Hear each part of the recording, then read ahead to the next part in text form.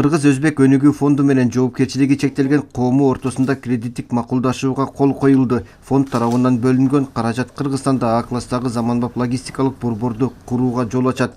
Бул долбоордун алкагында 30дан ашык жумушчу орун түзүлмөкчү.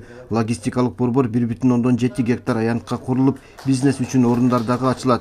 Мындай демилгени ишке ашыруу ата мекендик жана эл аралык компаниялар үчүн жаңы мүмкүнчүлүктөрдү жаратат жана товар жүгүртүүнү ылдамдатып, жүктөрдү сактоого жагымдуу шарт түзөт. Ошондой эле аймактын экономикалык өнүгүүсүнө маанилүү үлүшүн кошот.